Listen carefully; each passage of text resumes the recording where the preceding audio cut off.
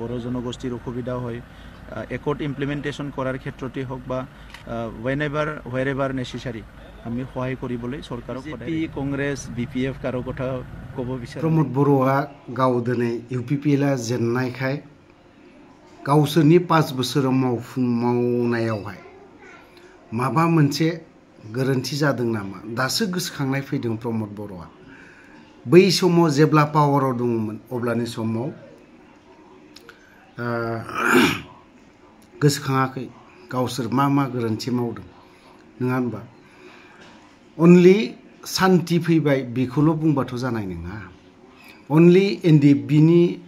दैदेनगिरिफोरखौ जायफोर एनडिएफबिनि दैदेनगिरि सागान होग्राफोर जियालाव होनानै सोनानै दोननानै नोङो गोसोखांफिननाय गाव गोरोन्थि मावनायखौ गोसोखांफिननाय बेखौ गोसोखांबाथ' जानाय नङा जिबनाव नोङो बुंबाय थाजागोन रायखांबाय थाजागोन नोङो बर' जाथिजों बर' हारिजों नोङो लिरनानै दोनजागोन जे बियो रन्जन दैमारिखौ सागान होनानै दिनै जियालाव सोना दोनफिननायनि आखाया बिबो दङ नामा बिदि होनजाफिनगोन नोङो सोरबा आइटिसिएलआ बुंनो हागौ नोंसोरनि बिपिएफआ बे बाराव बर'नो हागोन ना हाया ना बेफोरबायदि खोथा लिरना हरनो हागौ ओंखायनो रायजो राजाफ्रा बे प्रमोद बर'आ मा बुंदों खोनासंनानै लानि एसे गाव मायाव गोरोन्थि जादों नङा होमबा आरो बहा सोरखौ लोगो लाहैया मोनसे सेटेलाइट चेनेलनि गेजेरजों माखासे खोथाखौ फोरमायदों आरो बियो फैफिननायबो नंला बायदि मोनदों आं जिबनाव इउपिपिएल सरकारा बा इउपिपिएलआ सरकारथ' गैला गोदोनानै थाबाय बियो थांनाय 15 बोसोराव बिपिएफआ सासन खालामनाय समाव खनबेसे नाम सोलायदों हिसाब सारा पिसिडिआरनो इउपिपिएलनो मानो नैबे सागान होनायनि गेजेरजोंसो नोंथांमोना सरकाराव फैदोंमोन नङाबा जिबनावबो सरकाराव फैया नोंसोरो आरो फैनोबो हानायबो नङा लाबोनायबो नङा बर' रायजो राजाफोरा बर'नि जारिमिनाव रोखायै लिरना दोनजागोन 5 बोसोरल' सालायनो हादों प्रमोद बर'आ इउपिपिएलखौ बेबो थगायनानैसो सरकाराव दानाय मोजाङैनो बर'नि जारिमिनाव लिरनानै दोनजागोन आरो जिबनावबो फैया नोंथांमोननि सरकारा नायनानै लाग्रोनि दे नैबे प्रमोद बर'आ मा बुंदों बिनि सायाव नोंथांमोना रायजो राजाफ्रा कमेन्ट सेक्सनाव लिरना हरनायखौ दाबाव বিশেষকৈ আমাৰ বড়োলেণ্ডবাসী ৰাইজক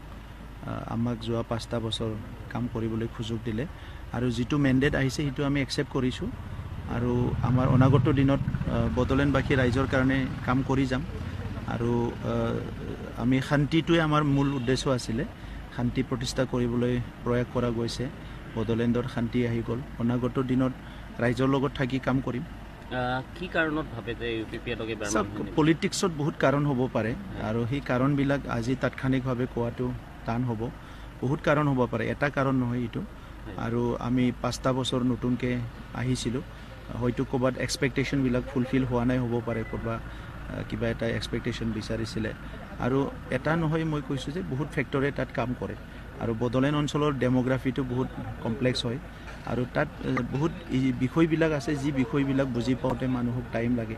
হয়তো আমাৰ ক'ৰবাত ভুল হৈছে আমি পাব্লিক চেণ্টিমেণ্টটো বুজি পোৱা নাই বা ক'ৰবাত থাকিব পাৰে পাব্লিকৰ মাজতো কোনোবা হয়তো আমাৰ মিছন ভিজনবিলাক বুজি পাওঁতে অলপ টাইম লাগিব তো সেইকাৰণে যি হৈছে সেইটোতো আৰু ৰিয়েলিটি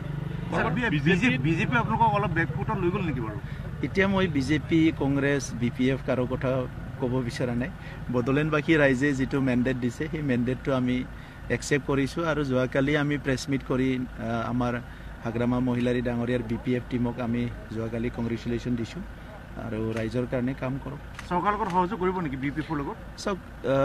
বিপিএফ বুলি নহয় বড়োলেণ্ড অঞ্চলৰ ৰাইজৰ য'ত প্ৰয়োজন আছে তাত যাক যেনেকৈ সহায় কৰিব লাগে কৰিম আৰু আমি তেনেকুৱা একো কাম নকৰোঁ য'ত বড়োলেণ্ডবাসী ৰাইজৰ অসুবিধা হয় বড়ো জনগোষ্ঠীৰ অসুবিধা হয় একট ইমপ্লিমেন্টেশন কৰাৰ ক্ষেত্ৰতে হওক বা হোৱেৰ এভাৰ নেচেসাৰী আমি সহায় কৰিবলৈ চৰকাৰক সদায় ৰেডি থাকিম মানে ভাল বিৰোধী হৈ থাকিব হয়